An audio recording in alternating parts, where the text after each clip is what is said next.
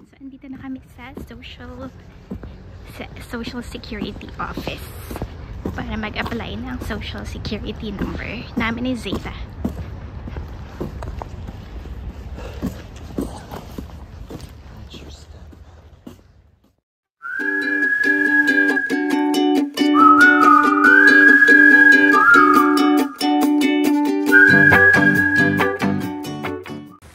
Hello everyone! Welcome to Zeta's Mama and Daddy's YouTube channel. Today is the 25th of January. So ngayon, andito ulit kami sa property ng parents ni Richie. And, love, what are you gonna do today? I'm collecting pine trees for bonsai. So yun, magko-collect daw siya ng mga pine trees at bonsai. So maganda yung weather ngayon, hindi masyadong malamig. And then, after that, pupunta na kami sa town hall para i-pick up ang aming marriage certificate. And then, pupunta kami sa Social Security Office para mag-apply ng Social Security number ni Zeta. And then, pupunta kami ng Walmart para mag-grocery ulit. And then, kakain sa restaurant. So, yun ang aming agenda for today. Si Love, dala-dala ang kanyang bucket. At, what is that you are holding, Love? This is a bucket to put the pine trees in. And this is some tools to dig the pine trees up with. But you should be walking and not filming because you're going to get tired of holding Zeta. Whatever, Love. Just do your stuff. Don't mind me. If I don't mind you, I'm gonna be down there and you're still gonna be over here. Mind me sometimes. Ayan, papunta kami sa pond. Are we going to the pond, Love? Yeah. Ayan, makikita niyo na yung pond. Kasi before, hindi kami makapunta doon dahil nga ang lamig. Ngayon, okay ang weather. So, ito, part pa rin siya ng property ng parents ni Richie. Malaki siya. Love, how many hectares is this? 15 acres. So it's 15 acres. Is hectares and acres the same? I think it's the same. I think an acre is 2.5 hectares. Already. Or maybe a hectare is 2.5 acres. Or maybe I'm totally wrong. I have no idea. So yun, 15.5 acres daw. Ayan. Is this the pond, Love? So, ayan ang pond. Is that another pond? You have two ponds? This one pond. How about that one? No, that one, the other one. They're connected. Oh, really? What is that sound? You can film it. Is that a river? Ayan, sobrang laki dito. Kaya maganda nga dito tumira dahil marami kang mapupuntahan. Wow. So, that's that one.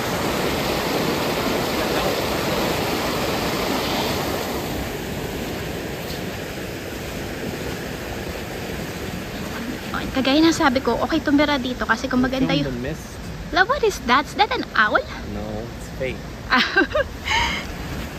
Maganda tumira dito. Tapos kung maganda yung weather, marami kang pwedeng puntahan, maglakad-lakad.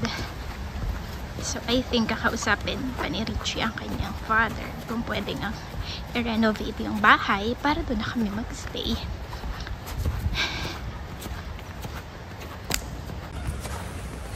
So, ayan. Ito si Zeta. Natutulog siya. Maganda talaga yung weather today kasi nga hindi masyadong malamig.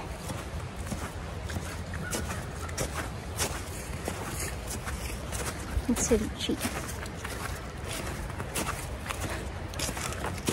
Sobrang laki ng property ng parents ni Richie. Tapos hindi dito uso yung lalagay ng fence or ng bakod. Sabi nung mother-in-law ko parang ano lang daw yun. pag andito ka sa countryside, for decoration. So normally they don't put fence or gate, mga bakod na ganyan.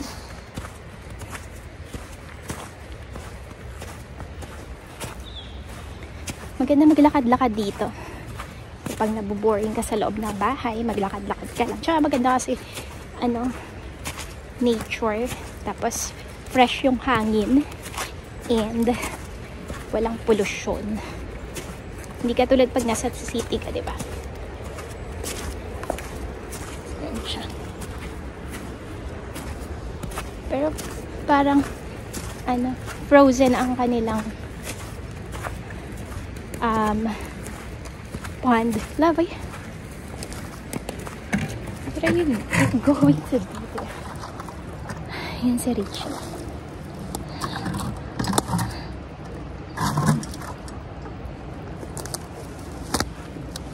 Love, be careful.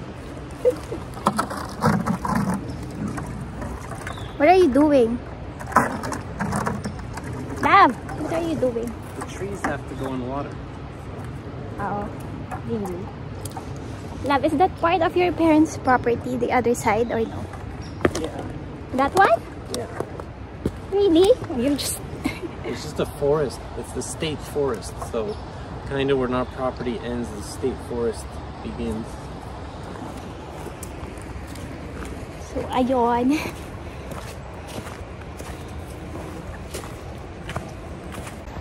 Si Richie. Lakad siya ng lakad. Nakakapagod naman. Napapagod na ako. Ang bigat ni Zeta. Tapos merong bahay doon. Hindi ko alam kung ano ba yan. Bahay. Or what.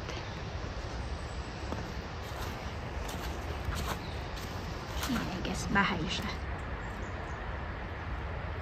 Alam ko nakikita niya. Ayun na si Richie. Ang layo na niya. Bilis niya maglakad.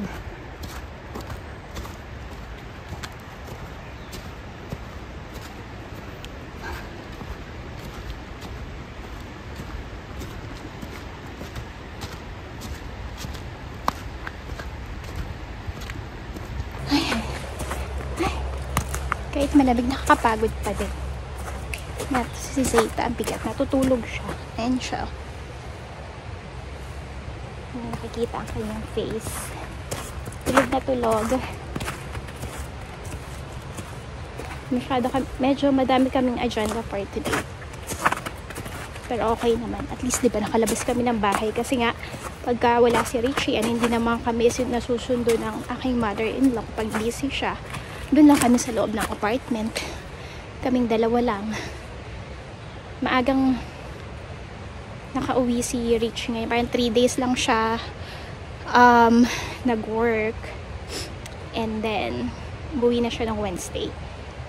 Kaya, masaya kasi may kasama kami sa bahay ni Zeta.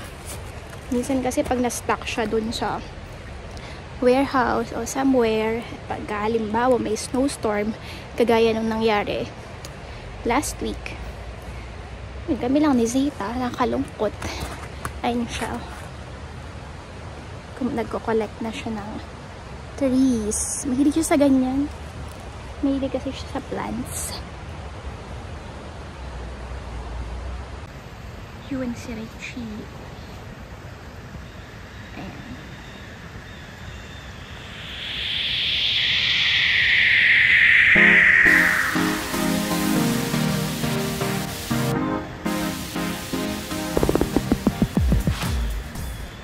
Hindi ko alam kung bakit mahilig siya sa plants. Sabi niya nung nasa Oregon pa siya, gumawa siya ng garden dun sa apartment kung saan siya nakatira, and may mga flowers, iba't ibang flowers, iba't ibang plants. Tapos lahat na ng dumadaan is nagagandahan sa kanyang garden.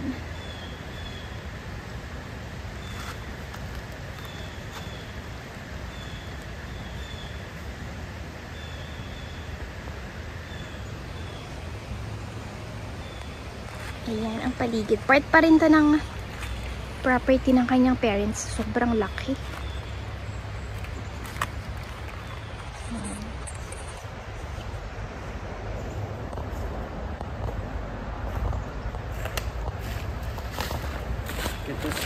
What is that? This one is beautiful. With the pine tree? Yeah. So, ayan yung nakuha niya. Pine tree.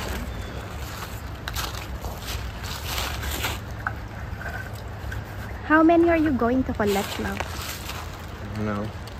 Just 5 would be good, I guess. Are you going to plant it in our apartment? No, they're going in containers.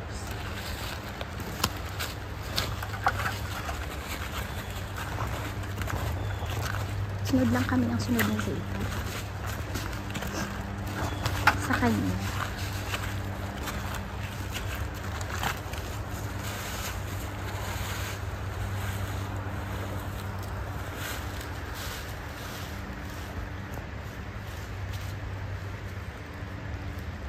Wala siyang ka-arte-arte sa katawan.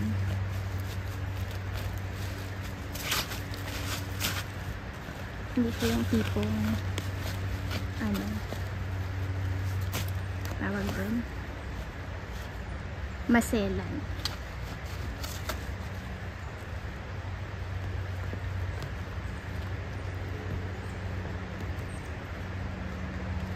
Tingnan naman, wala siyang gamit na gloves, kamay lang. Tapos sinahayaan niyo lang madumihan ang kanyang pants. Love, why are you not using gloves? You're not a girl.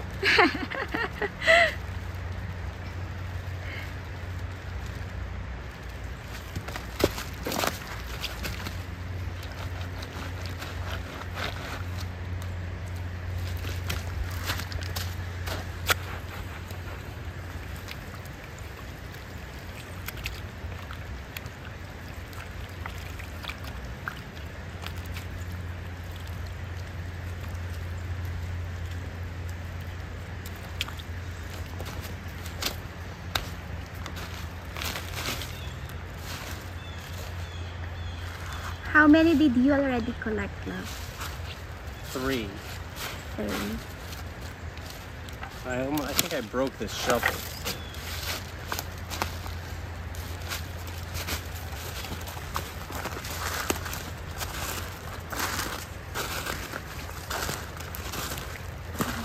Hirap na tip sa mga pinagpupuntahan niya. Madulas kami ni Zay. Pero hindi naman madulas, kaya ang daming kahoy. Saan pa si Zay pa? Ito na nga lang kami. So, puro woods siya. Tinanong ko nga siya kung meron ba dito mga wild animals. Wala naman daw. So, safe naman siya. Tingnan natin yung body of water on that side. Ayan. Puro ayan na. Meron ditong river ata ito. Medyo malakas yung agos niya. Sabi nga, be careful daw ako. Mag-ingat daw ako dahil baka mahulog ako dyan. Pero malayo naman ako. And hindi pa naman ako marunong lumangoy. Kaya hindi ako pwedeng lumapit dyan. Karga-karga ko pa naman si Zeta.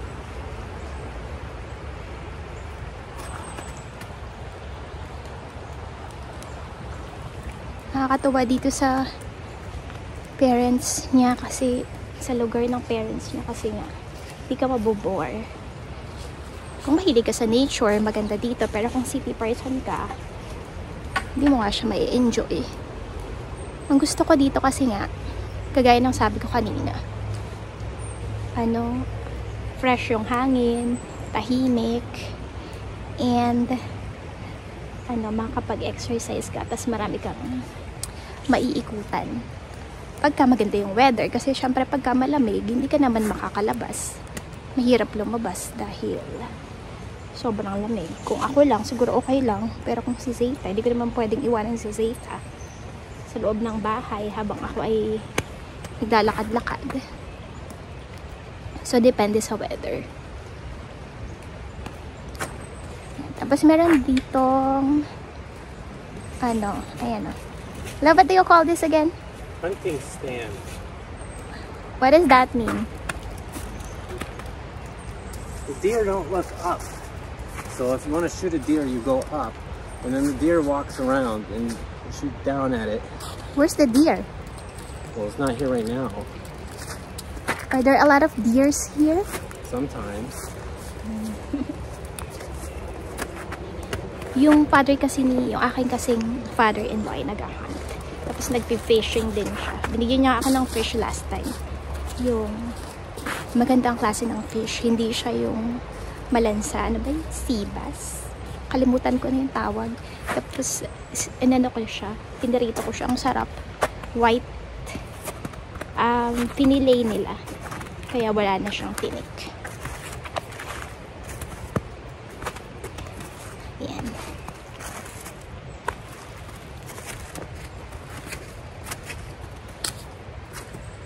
Another day, if we have more time, we can go look for other trees. These are just easy because they're easy to see. But the other ones, you really got to look around for something good. Okay. But we have to do it if the weather is nice. Kasi nga, malamig, mahirap. So, ayan, medyo malapit nang matapos si Richie mag-collect ng trees.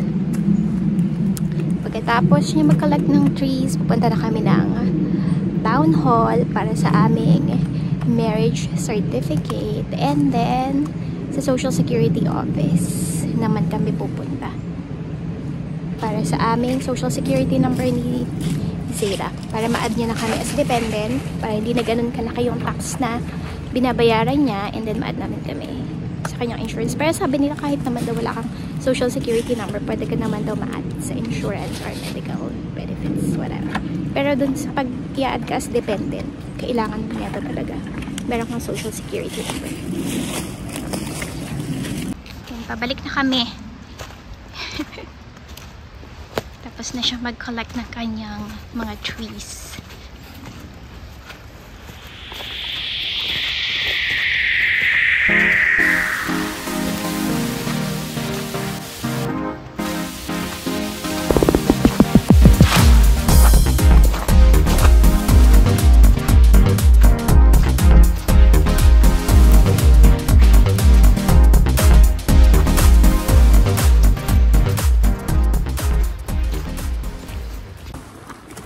Pabalik na kami doon sa what do you call that?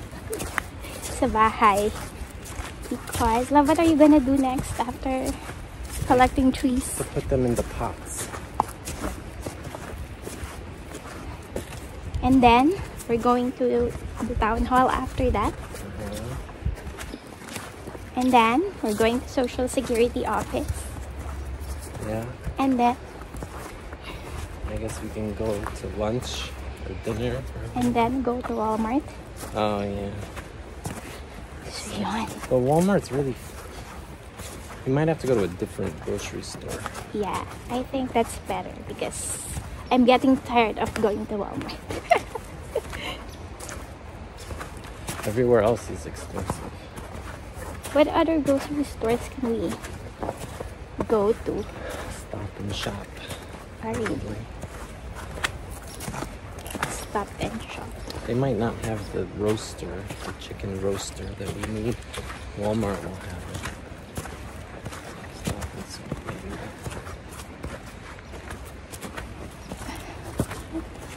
maybe. Gising na si Zeta. What's that sound? It's the outlet pipe sucking water through the leaves that it's clogged with. Ayan, so tinatransfer na ni Love ang kanyang mga na-collect na trees sa pot. Love, tell something about your tree. Well, I'm just putting them into the pots with the special bonsai soil. And this one's kind of leaning over, but it's got a weird twisted root, so that's why it's leaning like that. That's okay. It gives it character. These tiny ones are best. If you're interested in doing this, you want to get them when they're as small as you can, because then you're molding them to being in these tiny little things. When they're bigger, they they want to continue to be bigger than you need a bigger container or portions. Small container, you want a small tree. Bigger container, you can have a bigger tree.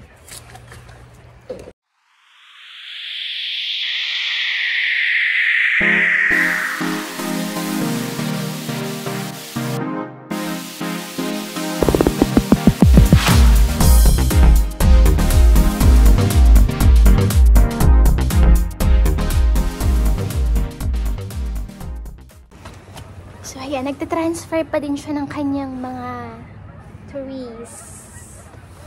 Dalawa na lang. Tapos, punta na kami sa ano. So what is that sound? Canadian geese. So Going there's back a to Canadian Canada. geese daw. Ano ba yung Look up in the sky. Take a video of them. I can't even see Oh it. my god, you're looking in the wrong place. Look where I'm pointing. You just, I'm covered in dirt. Love, I cannot stand up. I'm stuck. Oh my god. Look. Now that you're missing me. There's not, it's not there anymore. Look.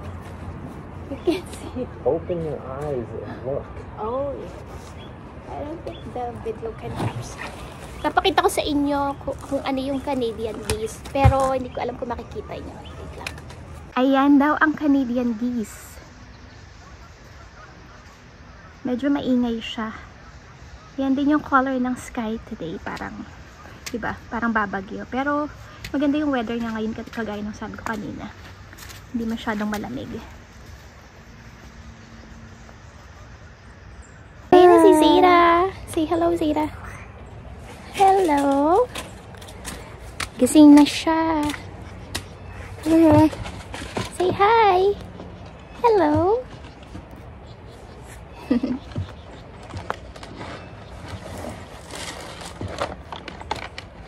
Say hello, baby. Hello. Hello. Ayan, gising na si ating Zeta.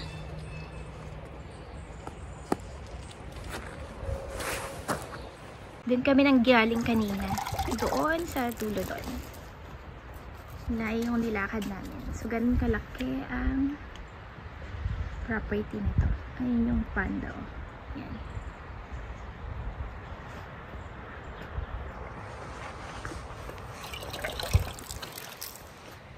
Tapos, ayan ang garage.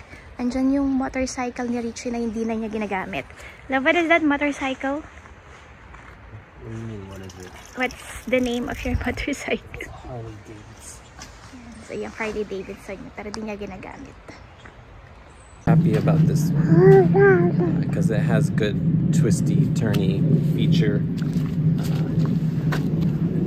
This one also has kind of a twisty trunk, which is good when the sun comes out and it goes straight up again.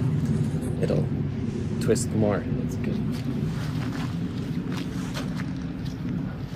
These ones are just kind of whatever, but it all depends on which ones survive and which ones do not survive, because it's only 50-50 gonna survive. And then this one is kind of a rinky-dink thing, but it's good because it's small. Because these ones are already too big, kind of, but the small one is better. That's it. So, are those bonsais? Are you going to make it bonsai trees? Huh? Bonsai just means a tree in a pot. So it's Yeah. already bonsai because it's already a tree in a pot. But the thing is they need to become old. And once they become old, they start to look... Love, why do you like making bonsai trees? Because it's a good challenge. But, I don't know. They all have an interesting story. I dug this out of somebody's yard in Oregon. See, it used to be one regular tree, one big tree, but I cut it, and then it became all these other trees. And then this thing was a peach. I threw a peach in my yard in Oregon, and it turned into this tree, which was impossible to kill, but now it's not doing so great anymore. Yeah. I don't know. They all have stories, kind of. Some of them have stories, some of them do not. Some of them I just forget. A lot died when I was moving here I used to have like a couple hundred trees, but a lot of them died when I moved here from Oregon, and a lot of them died last winter because a vole started eating them, and he ate all these little crab apple trees and little maple trees. I had nice videography, woman.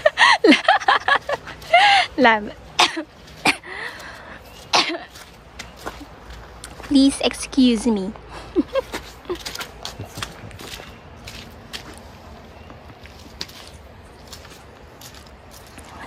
So, ayan, tapos na ang kanyang pag-transfer ng mga trees sa pot. My car. We gotta go to my car. Here we go. Not here.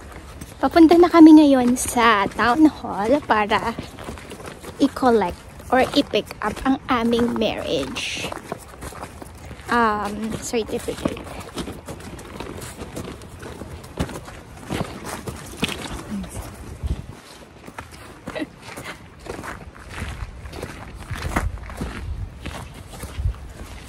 I'm not sure kung iisang vlog ko na lang ba ang mga susunod pa naming agenda, kasi mahaba na tong video na to dito sa pag-collect pa lang ng trees ni Richie. So maybe magpa-part 2 na lang ako. Part 2 ng aming errands for today.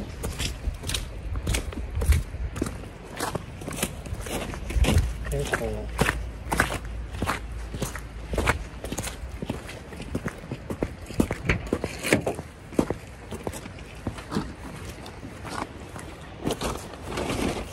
Ayan, so nakuha na namin ang aming marriage certificate. Show them the marriage certificate. So, ayan na yung marriage certificate. Tapos, punta na kami ng Social Security Office para naman sa aming Social Security number ni Zita. Ayan, so andito na kami sa Social Security Office para mag-apply ng Social Security number namin ni Zita.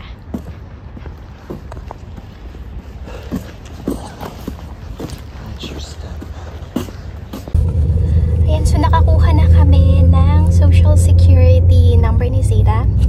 Hindi naman kami nagkaroon ng kahit anong problema. Nag-issue naman sila. Pero, how many days is it, love? Before we could receive it in mail? 5 to 10. So, according to them, 5 to 10 days? Is it days or business days? I don't know. I forgot. Nakalimutan ko kung 5 to 10 business days or 5 to 10 days. Ma-receive na siya sa mail. And, yun, so, Social Security number na ako with my married last name.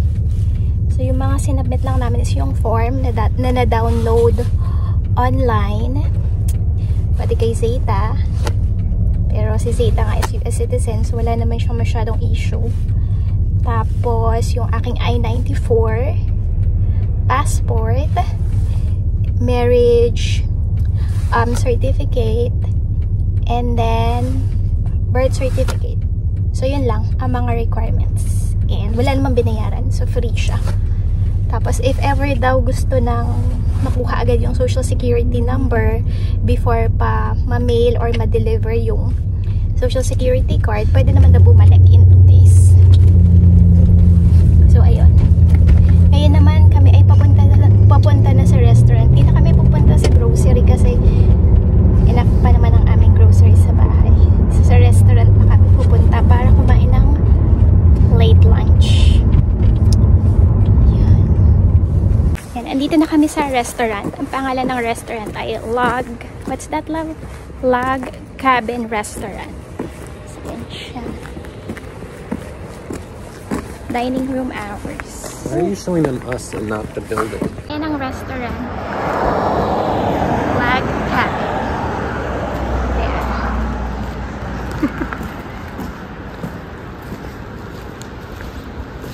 Dining room hours. Is that now? Monday? What day is today? Thursday, 12 noon to 9 p.m.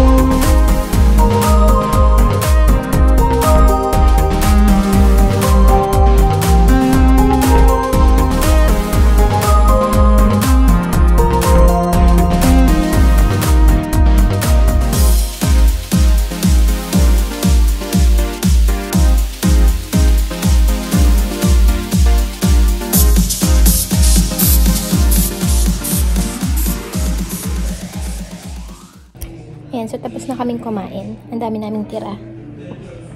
Ayan. See that? Hintay na lang namin ang aming bill. And then, we're about to go. Are we going home after this? You're gonna get a car wash. Ayan, so magpapaka-car wash pa pala kami. Ayan, sarap.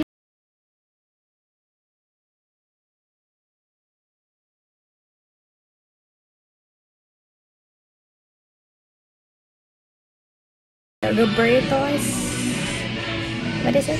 Log cabin. Roberta's Log Cabin. So, ang ganda ng kanilang interior. So, tapos na kaming kumain dito sa Roberta's Log Cabin. Pauwi na kami. Hindi na daw magpapaka-car wash